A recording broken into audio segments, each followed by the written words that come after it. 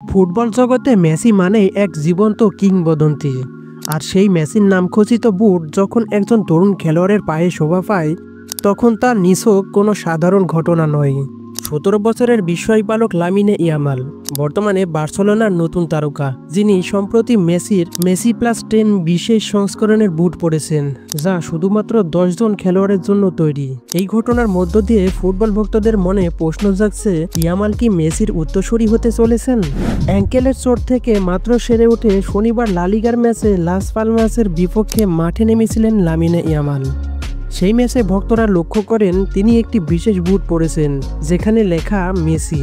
এই বুট শুধুমাত্র তাদের দেওয়া হয় যারা মেসির দক্ষতা ও মানসিকতার প্রতিনিধিত্ব করতে পারেন।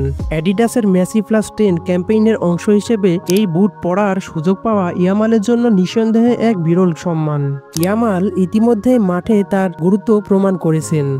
লা লিগার এই মৌসুমে তিনি বার্সেলোনার হয়ে 5টি গোল করেছেন এবং 7টি অ্যাসিস্ট করেছেন। মজার ব্যাপার হলো, তার উপস্থিতিতে বার্সেলোনার পারফরমেন্স উল্লেখযোগ্যভাবে উন্নত হয়েছে।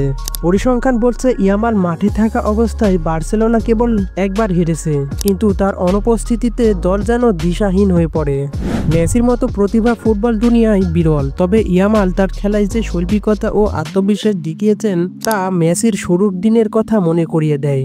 শুধু তাই নয়, তার পায়ে মেসির নামাঙ্কিত বুট যেন এক অনুপ্রেরণার উৎস।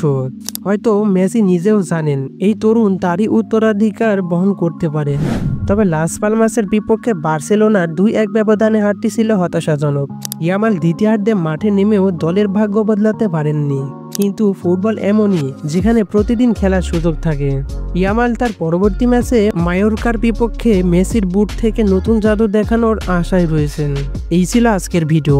ফুটবল দুনিয়ার সকল খবর সবার আগে পেতে আমাদের সাথে যুক্ত থাকুন। ধন্যবাদ।